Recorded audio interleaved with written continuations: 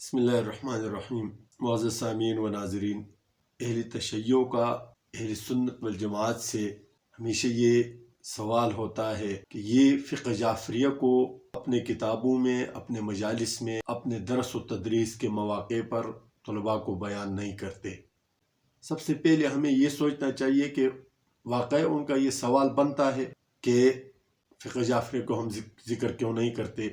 इमाम जाफ़र सादिक़ रहमतुल्लाह अलैहि एक जलील क़द्र बुज़ुर्ग थे, अहल बैत में से थे, बड़े फ़क़ीह मुहद्दिस थे। उससे अहल सुन्नत वल जमात के जो अइम्मा इकराम है, मसलन इमाम अबू हनीफ़ा है, इमाम मालिक है, इमाम अहमद बिन हम्बल है, सुफ़ियान सूरी है, सुफ़ियान इब्न उयैना है, इस तरह के बड़े बड़े जो मुहद्दिसीन हैं, इमाम औज़ाई है, इन सब ने इमाम जाफ़र से हदीस में रिवायतें ली है।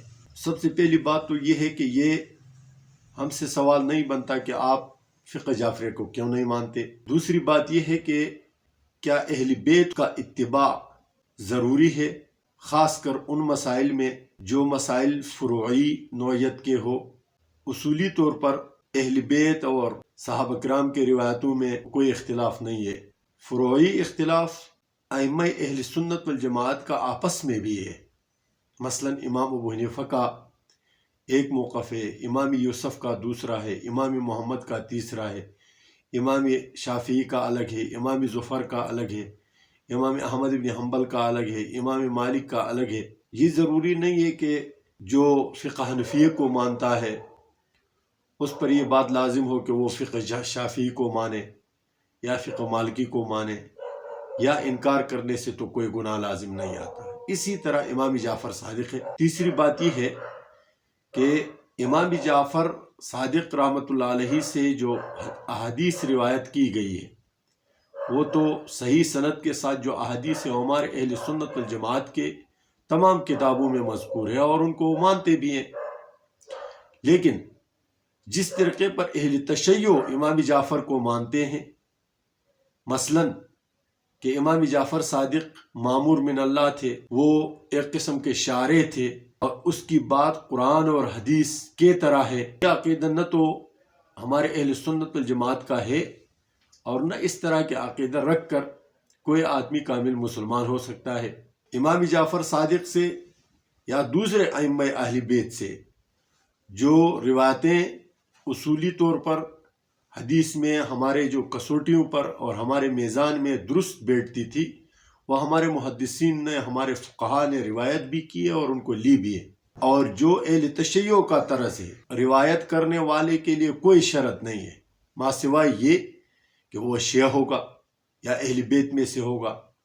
अब वो सच्चा होगा, झूठा होगा, मन घड़त रिवायतें करता होगा, नहीं, ये कोई शराइत नहीं है।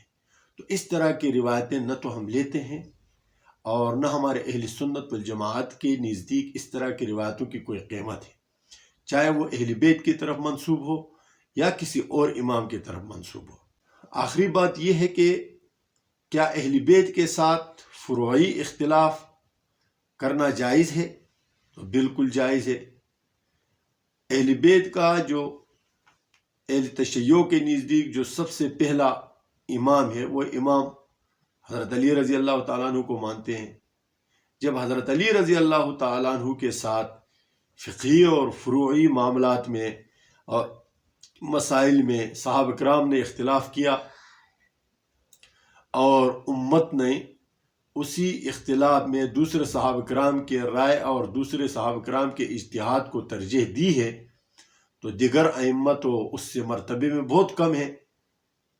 हज़रत अली रज़ी अल्लाह तआला अन्हु के साथ अगर फ़ुरूई मसाइल में इख्तिलाफ़ किया जा सकता है, हज़रत हसन और हुसैन से फ़ुरूई मसाइल में इख्तिलाफ़ किया जा सकता है और सहाबा किराम ने किया और उम्मत ने और नबी अलैहिस्सलातु वस्सलाम के तौसीक़ ने और नबी अलैहिस्सलातु वस्सलाम के अहादीस ने दूसरे सहाबा किराम के मौक़िफ़ को तरजीह दी है, तो इमाम जाफ़र सादिक़ या इमाम काज़िम या इमाम बाक़िर के राय पर दूसरे अइम्मा को तरजीह देने में न तो कोई गुनाह है और न कोई आदमी अहल बैत की तौहीन का मुर्तकिब होता है।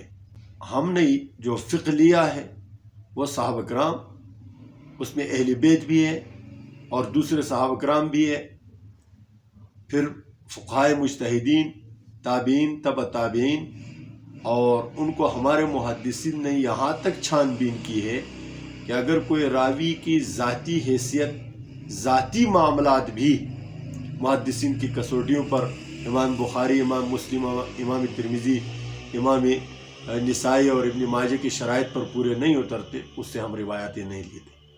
और अहले तशय्यो हर एरे गैरे से रिवायतें लेते हैं और हम ऐसी रिवायतों पर न तो यकीन रखते हैं और न उसको मानते हैं।